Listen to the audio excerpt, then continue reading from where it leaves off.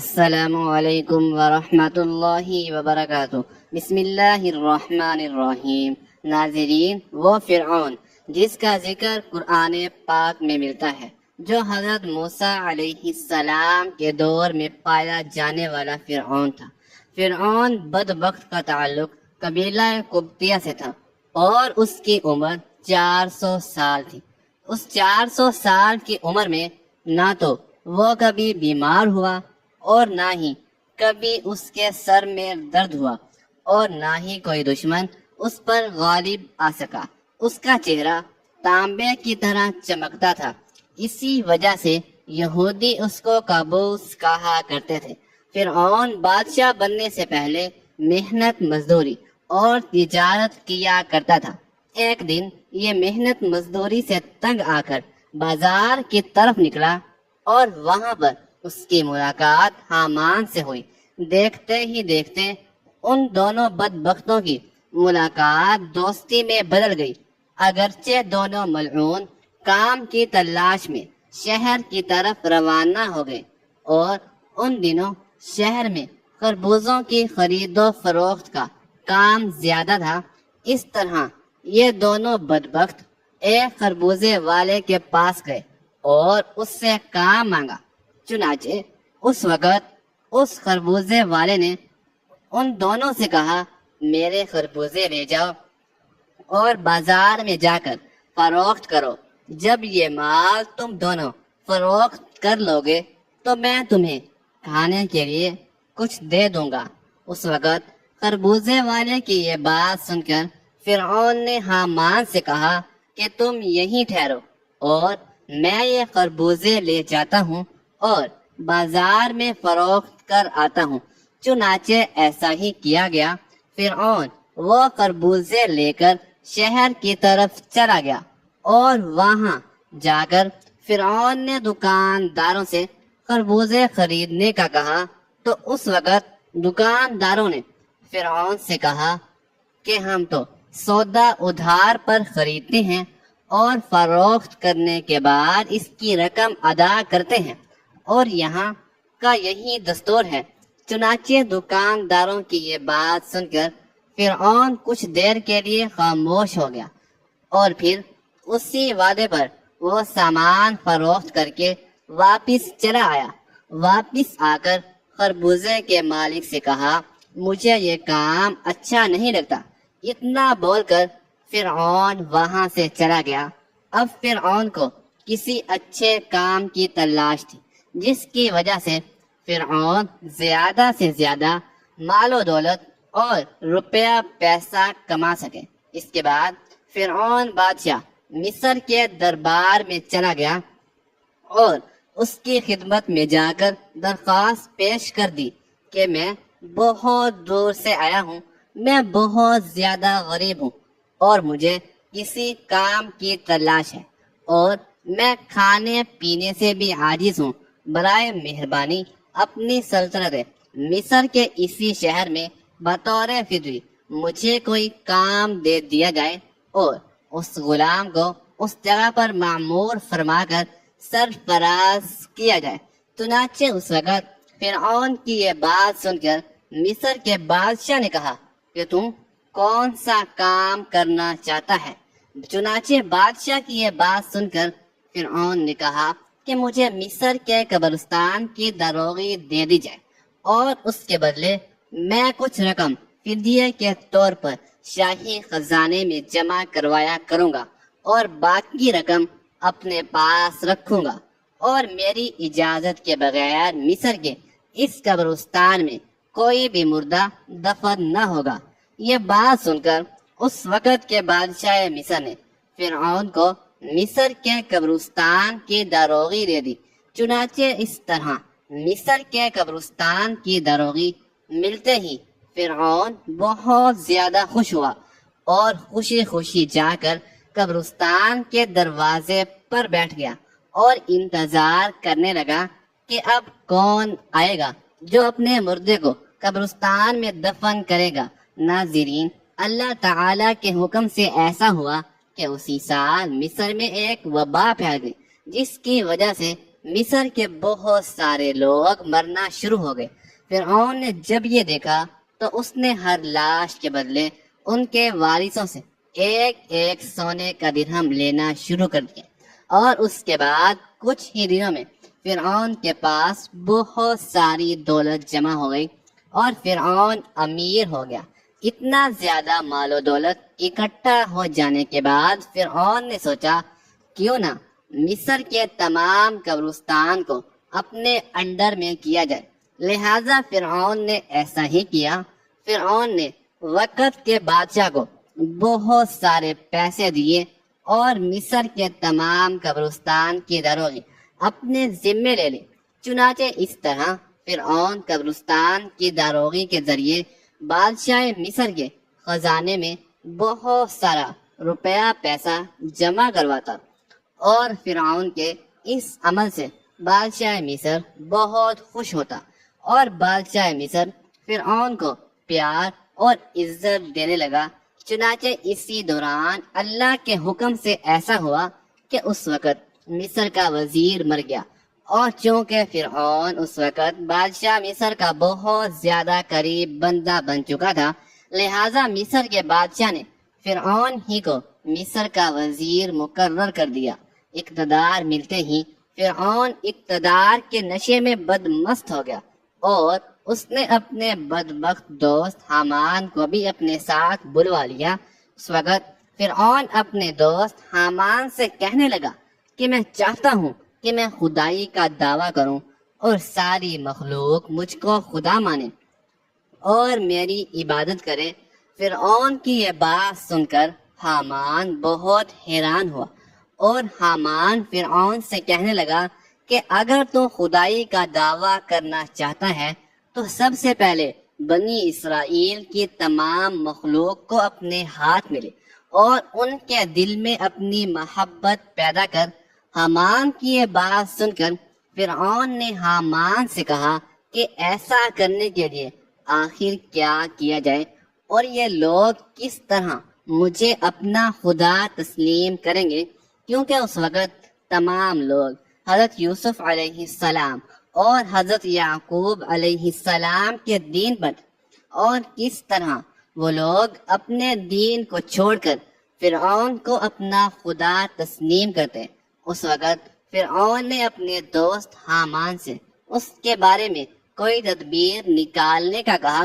فرعون کی یہ بات سن کر حامان کچھ دیر کے لیے سوچتا رہا، اور پھر یہ تدبیر نکالی کہ بادشاہ مصر سے یہ درخواست کی جائے کہ میں چاہتا ہوں کہ مصر کے تمام لوگوں کی تمام تر خواہشات مفت میں پوری کی جائیں، اور ان لوگوں کے تمام تر اخراجات میں اپنی جیب سے ادا کروں گا، اور جو لوگ جو چیز بھی حاصل کرنا چاہیں وہ مفت میں حاصل کر سکتے ہیں۔ چنانچہ اس وقت بادشاہ مصر نے فرعون کی یہ بات سن کر اس کی یہ درخواست قبول کر لی، اور 1 سال کے لیے تمام مصریوں کو یہ رعایت فراہم کر دی، اور فرعون نے 1 سال میں ہونے والے تمام تر اخراجات کی رقم حامان کے ہاتھوں بادشاہ کے خزانے میں جمع کروا دی، اور پورے مصر میں یہ اعلان کروا دیا گیا کہ اس سال خزانہ رعایتوں پر دستیاب ہے۔ ہم نے اپنی طرف سے تمام تر اخراجات کی رقم بادشاہ مصر کے خزانے میں جمع کروا دی ہے، اور مزید 2 سال کے اخراجات کی معافی کے لیے ہم نے دربار اعلیٰ میں درخواست کی ہے، اور وہ بھی قبول ہو گئی ہے۔ چنانچہ فرعون کی یہ بات سن کر مصر کے تمام لوگ بہت زیادہ خوش ہوئے، اور مصر کے تمام لوگوں نے فرعون کی ترقی کے لیے خوب دعائیں کی۔ چنانچہ ادھر مصر کی عوام فرعون کے اس عمل سے بہت زیادہ خوش تھی، اور ادھر چند دن بعد مصر کا بادشاہ اللہ کے حکم سے اپنی موت آپ مر گیا۔ چنانچہ اس وقت مرنے والے بادشاہ کا کوئی بھی وارث نہ تھا جو اس کے تخت پر بیٹھتا اور اس کی بادشاہت کو سنبھالتا۔ اس طرح مصر کے بادشاہ کی تدفین کے بعد 3 دن تک عیادت ہوتی رہی، اور چوتھے روز مصر کے تمام لوگ بادشاہ مصر کے دربار میں حاضر ہوئے اور کہنے لگے، بادشاہ کے تخت پر کس کو بٹھایا جائے، کیونکہ ملک کے بادشاہ کے بغیر نہیں چل سکتا۔ چنانچہ اس وقت مصر کے لوگوں نے فرعون سے یہ نیکی دیکھی تھی کہ فرعون نے 3 برس کا خزانہ مصر کے لوگوں پر معاف کروایا تھا، اور ان کے اخراجات کا خرچ اپنے پاس سے بادشاہ مصر کو دیا تھا۔ اس لیے مصر کے تمام لوگ فرعون کے اس عمل سے بہت زیادہ خوش تھے۔ فرعون کی یہ خیر خواہی دیکھ کر مصر کے لوگوں نے بدبخت فرعون کو بادشاہ کے تخت پر بٹھا دیا، اور اس طرح فرعون بدبخت مصر کا بادشاہ بن گیا۔ اس وقت لوگوں نے یہ خیال کیا کہ فرعون بہت اچھا انسان ہے اور ہماری رعایا کا بہت اچھا خیال رکھے گا۔ اس طرح جب یہ فرعون مصر کے وزیر سے مصر کا بادشاہ بنا، تو اس وقت فرعون نے اپنے دوست حامان کو مصر کا وزیر مقرر کر دیا۔ فرعون مصر کا بادشاہ بنتے ہی اپنے دوست حامان سے کہنے لگا کہ اب پورے مصر میں ہماری بادشاہی ہے، ہم جو چاہیں وہ کر سکتے ہیں۔ اس وقت فرعون نے حامان سے کہا کہ اب کوئی ایسی تدبیر نکالو جس کی وجہ سے مصر کے تمام تر لوگ مجھے خدا ماننے لگے اور میری عبادت کرنے لگے۔ اس وقت حامان بدبخت نے فرعون کو یہ مشورہ دیا کہ جتنے بھی علماء دین جو تدریس کا کام کر رہے ہیں، وہ سب کے سب دین کی تدریس کو ختم کر دیں اور لوگوں کے درمیان اسلام کی تبلیغ کا سلسلہ بالکل ختم کر دیا جائے، تاکہ آہستہ آہستہ تمام لوگ اپنے دین سے دور ہو جائیں اور اپنے دین سے بے خبر ہو جائیں، اور آئندہ آنے والی نسل دین سے بے خبر اور جاہل پیدا ہو۔ چنانچہ حامان کی یہ بات سن کر فرعون نے فوراً یہ حکم جاری کر دیا، اور مصر کے اندر درس و تدریس کا یہ سلسلہ ختم کر دیا گیا، اور فرعون نے مصر کے اندر یہ حکم جاری کر دیا کہ کوئی بھی شخص مصر میں درس و تدریس نہ کرے، ورنہ اس کو قتل کر دیا جائے گا۔ فرعون بادشاہ کا یہ حکم سنتے ہی درس و تدریس کا یہ سلسلہ ختم کر دیا گیا، اور مصر کے لوگوں نے بالکل پڑھنا لکھنا چھوڑ دیا۔ چنانچہ اس طرح درس و تدریس کا سلسلہ ختم ہونے کے بعد وقت گزرتا گیا، اور وقت کے ساتھ ساتھ تمام لوگ جاہل بن گئے اور علم سے دور ہو گئے، اور اپنے حقیقی خدا اللہ رب العالمین کو بالکل ہی بھول گئے۔ اس وقت مصر کے لوگوں کی یہ حالت ہو گئی کہ وہ جانوروں کی طرح جاہل بن گئے۔ اس وقت فرعون نے تمام مصر کے لوگوں کو یہ حکم جاری کیا کہ مصر کے تمام لوگ اپنے اپنے گھروں میں بت بنا کر اس کو سجدہ کیا کریں اور اس کی پوجا کیا کریں۔ چنانچہ فرعون کا یہ حکم پاتے ہی ایک قوم جو اس وقت کثیر تعداد میں تھی، انہوں نے بتوں کی پوجا کرنا شروع کر دی، اور آہستہ آہستہ یہ بت پرستی بڑھتی چلی گئی، اور یہ سلسلہ 20 سال تک جاری رہا۔ اور پھر اس کے بعد فرعون نے مصر میں اعلان کروا دیا، اور اس اعلان میں یہ الفاظ لوگوں کے کانوں تک پہنچائے جس کا ذکر قرآن پاک میں یوں ملتا ہے۔ اور بس لوگوں کو جمع کیا اور لوگوں سے کہا، میں ہوں رب تمہارا سب سے بڑا اور بلند۔ ناظرین، اس طرح لوگ کئی سال تک بتوں کی پوجا کرتے رہے۔ جب لوگ مشرک اور بت پرست بن گئے تو اس وقت فرعون نے یہ حکم جاری کیا کہ اپنے گھروں میں موجود تمام بتوں کو توڑ دیا جائے اور مجھے خدا مانا جائے اور میری پوجا کی جائے۔ چنانچہ فرعون کا یہ حکم ملتے ہی تمام لوگوں نے ایسا ہی کیا۔ تمام قوم نے بتوں کو توڑ دیا اور فرعون کو پوجنا شروع کر دیا، اور فرعون کو خدا ماننے لگے، لیکن قبطی قوم کے علاوہ کوئی دوسرا فرعون کو خدا نہیں مانتا تھا۔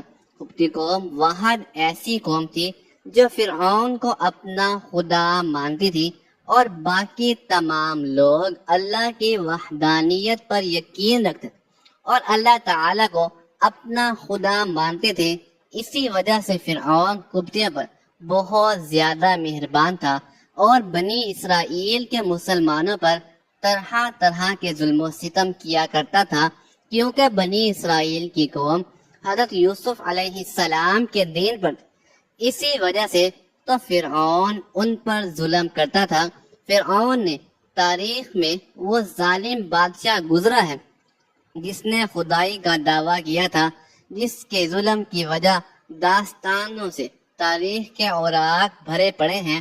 بنی اسرائیل کو غلام بنا کر ان پر بڑے بڑے ظلم ڈھائے گئے تھے۔ باندی اور اپنی بیوی حضرت آسیہ رضی اللہ تعالی عنہا پر ظلم کے پہاڑ توڑ کر ان کو شہید کر ڈالا تھا۔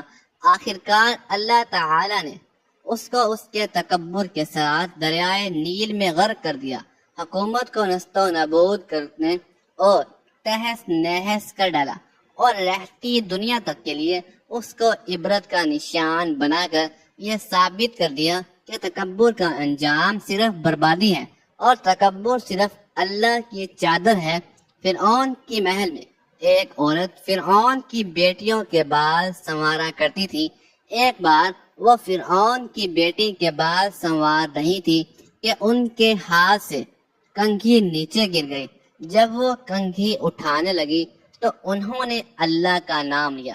جب اس باندی نے اللہ رب العزت کا نام لیا تو فرعون کی بیٹی سمجھ گئی کہ یہ تو میرے والد کو معبود نہیں مانتی بلکہ حضرت موسیٰ علیہ السلام کے اللہ پر ایمان رکھتی ہے۔ چنانچہ اس لڑکی سے پوچھا کہ کیا تم میرے والد کو خدا نہیں مانتی ہو؟ اس نے کہا کہ ہرگز نہیں، میرا خدا تو وہ ہے جو حضرت موسیٰ علیہ السلام کا پروردگار ہے۔ جب لڑکی نے دو ٹوک جواب سنا تو وہ اٹھ کر اپنے باپ کے پاس گئی اور کہنے لگی کہ آپ کے محل میں آپ کی زیر سایہ رہنے والی عورت آپ کو تو خدا ہی نہیں مانتی۔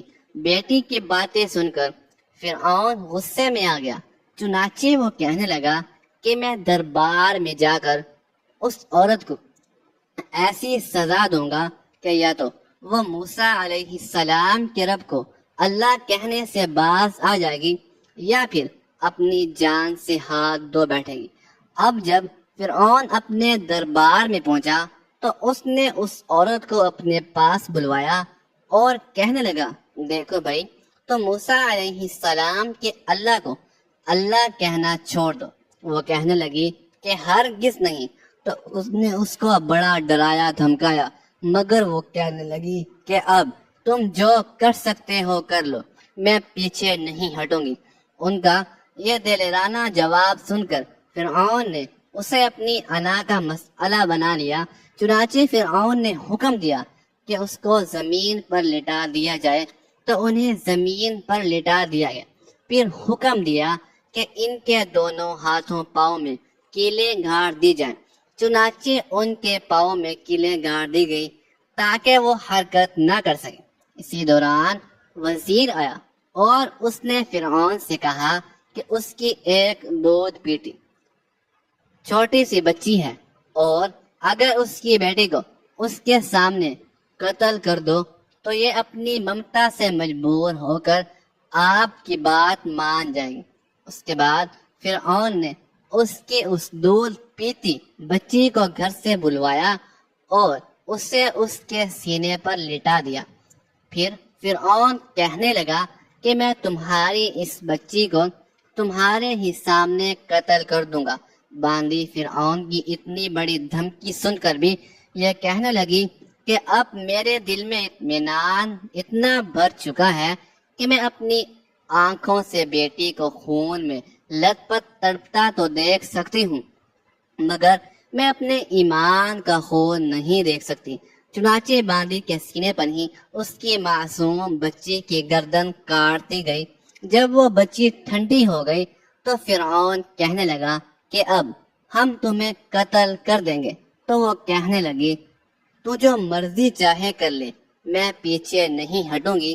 بالآخر اس ظالم نے اس کو بھی شہید کر دیا۔ اس کے بعد فرعون جب حضرت مشاطہ کو شہید کروا کر اپنے گھر پہنچا تو اپنی بیوی حضرت آسیہ رضی اللہ تعالی عنہا سے کہنے لگا کہ آج یہ واقعہ پیش آیا ہے کہ میں نے ایک عورت کو عبرتناک سزا دی ہے۔ اس کی بیوی نے اسے کہا ارے تیرا ستیہ ناس ہو، تو نے ایک معصوم بچی کی جان بھی لے لی اور ایک بے گناہ عورت کا قتل کیا۔ فرعون کہنے لگا میں نے اس کو اس لیے عبرتناک سزا دی ہے کہ وہ مجھے خدا نہیں مانتی تھی۔ یہ سن کر حضرت آسیہ رضی اللہ تعالی عنہا نے کہا کہ میں خدا تو تجھے بھی نہیں مانتی، بلکہ تو ایک عام انسان ہے۔ جب فرعون نے یہ سنا تو حیران رہ گیا، کیونکہ اسے حضرت آسیہ رضی اللہ تعالی عنہا سے بڑی محبت تھی۔ حضرت آسیہ رضی اللہ تعالی عنہا کو اللہ رب العالمین نے بڑا حسن و جمال عطا کیا تھا۔ فرعون نے انہیں پوری قوم کی عورتوں میں سے چن کر ان کے حسن کی وجہ سے اپنی بیوی بنایا تھا۔ اس وجہ سے وہ ان سے بڑی محبت کرتا تھا۔ چنانچہ فرعون کہنے لگا کہ یہ تم کیسی باتیں کرتی ہو؟ تو وہ کہنے لگی میں بالکل ٹھیک کہہ رہی ہوں کہ تو جھوٹا ہے۔ پروردگار تو وہی ہے جس کا پیغام لے کر حضرت موسیٰ علیہ السلام تشریف لائے ہیں۔ فرعون نے یہ بات سنی تو اسے بہت غصہ آیا، لہٰذا کہنے لگا میں تمہارا بھی وہی حشر کرواؤں گا جو میں نے مشاطہ کا کروایا ہے۔ وہ کہنے لگی تو جو چاہتا ہے کر لے، میرے ساتھ میرا پروردگار ہے۔ اب میں نے یہ فیصلہ کر لیا ہے کہ میں اپنے پروردگار کو کبھی نہیں چھوڑ سکتی، البتہ تیری ہر چیز کو لات مار سکتی ہوں۔ جب اس نے یہ باتیں سنی تو پھر وہ دربار میں آیا اور اس نے پھر لوگوں کو جمع کیا اور کہنے لگا کہ دیکھو کتنی بڑی سازش ہو گئی ہے۔ موسیٰ علیہ السلام نے میری بیوی کو بھی بہکا لیا ہے۔ آج اس عورت کو یا تو میں مار ڈالوں گا یا پھر وہ اپنی بات سے ہٹ جائے گی۔ چنانچہ اس نے حضرت آسیہ رضی اللہ تعالی عنہا کو گرفتار کروا لیا، اور ایک وقت تھا کہ وہ ملکہ تھی اور ان کے اشارے پر نوکر چاکر بھاگ بھاگ کر کام کیا کرتے تھے۔ لوگ احترام کی وجہ سے ان کی طرف آنکھ اٹھا کر بھی نہیں دیکھتے تھے، اور آج وہ فرعون کے دربار میں ملزم بن کر کھڑی ہیں صرف اللہ کی محبت میں۔ پھر فرعون نے حضرت آسیہ رضی اللہ تعالی عنہا سے کہنے لگا کہ تو اتنے عالیشان محل میں رہتی ہے، اتنی نعمتوں میں پلی ہے، اور میں نے تجھے اپنی محبوبہ بنایا، لیکن میں سب کچھ تو اسے چھین لوں گا۔ بہتر یہ ہے کہ تو اب بھی باز آ جا اور مجھے خدا مان لے۔ حضرت آسیہ رضی اللہ تعالی عنہا کہنے لگی کہ میں نے اب ایمان قبول کر لیا ہے، اس لیے میں اپنی بات سے پیچھے نہیں ہٹ سکتی۔ چنانچہ فرعون نے فیصلہ کر لیا کہ میں اسے بھی سزا دوں گا، اور اس کے بعد فرعون نے سب سے پہلے سزا کے طور پر انہیں رسوا کرنے کا فیصلہ کیا۔ چنانچہ اس نے کہا کہ سب سے پہلے اس عورت کے جسم سے لباس اتار دیا جائے۔ اب سوچنے کی بات یہ ہے کہ کسی مرد کو کہا جائے کہ تجھے لوگوں کے درمیان بے لباس کر دیں گے تو اس کو کیسی شرم آتی ہے۔ وہ چاہتا ہے کہ زمین پھٹ جائے اور اس میں شرموں میں سما جاؤں، اور عورت کے اندر تو اللہ تعالی نے شرم اور حیا زیادہ رکھی ہے۔ فرعون نے ان کے جسم سے لباس اتروا دیا اور وہ کسی صورتحال کا شکار ہوئی۔ ایک طرف ایمان ہے اور دوسری طرف امتحان ہے، لیکن وہ ڈٹی رہی۔ فرعون نے کہا اچھا اگر اب بھی نہیں مانتی تو میں تجھے اس طرح کا عذاب دوں گا۔ چنانچہ فرعون نے کہا کہ اس کا منہ میرے محل کی طرف کر کے لٹا دو، تاکہ آخری وقت بھی نگاہیں اس کی میرے محل پر لگی رہیں اور اس کے ذہن میں یہ بات رہے کہ ان نعمتوں کو ٹھکرا کر ذلیل اور خوار ہو کر میں مر رہی ہوں۔ لہذا انہیں فرعون کے حکم کے مطابق لٹا دیا گیا اور ان کے ہاتھوں اور پیروں میں لوہے کی کیلیں گاڑ دی گئی تاکہ وہ ہل نہ سکیں۔ اس کے بعد فرعون نے لوگوں کو بلا کر کہا، اس کے جسم سے کھال اتار دو۔ اس ظالم نے زندہ کے جسم سے کھال اتروا دی، وہ بھی عورت نازک بدن، مگر وہ اس کو برداشت کرتی رہی۔ انہیں اللہ کے نام پر تکلیف دی جا رہی تھی۔ اس طرح ان کے جسم سے کھال کو الگ کر دیا گیا۔ اللہ کی شان دیکھیں کہ وہ ابھی بھی زندہ تھی، مگر جسم زخم بن چکا تھا۔ فرعون کا دل اب تک ٹھنڈا نہیں ہوا تھا، چنانچہ وہ کہنے لگا، مرچیں لاؤ اور اس کے پورے جسم پر مرچیں چھڑک دو۔ حضرت آسیہ رضی اللہ تعالی عنہا کے جسم پر مرچیں ڈال دی گئی تو وہ مچھلی کی طرح تڑپنے لگی۔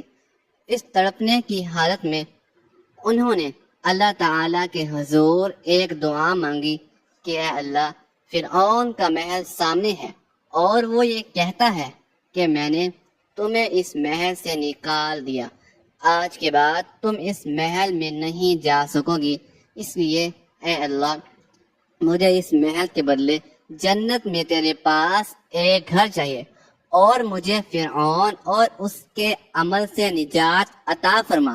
اللہ تعالی نے اس حال میں ان کو شہادت کے مرتبے پر فائز فرمایا اور جنت میں حضور اکرم صلی اللہ علیہ وآلہ وسلم کی زوجہ محترمہ بنا دیا۔ ناظرین، ماضی میں لوگوں نے کیسی کیسی قربانیاں دے کر اپنے ایمان کو بچایا ہے، ظلم کی پہاڑ سہ لیے لیکن ایمان کا سودا نہ کیا، ہر باطل سے ٹکرا گئے لیکن اللہ کو ناراض نہ کیا۔ آج گئے گزرے دور میں ہم سے بہت چھوٹی قربانی مانگی جاتی ہے، کیا ہم اتنے احسان فرموش اور اتنے گئے گزرے ہو گئے ہیں کہ 5 وقت کی نماز بھی نہیں پڑھ سکتے؟ اللہ تعالی ہمیں عمل کی توفیق عطا فرمائے اور ہمارا خاتمہ بالخیر فرمائے، آمین۔ ناظرین، کمنٹ باکس میں اللہ تعالیٰ کے 99 ناموں میں سے ایک نام ضرور ٹائپ کیجیے گا۔ شکریہ، اللہ حافظ۔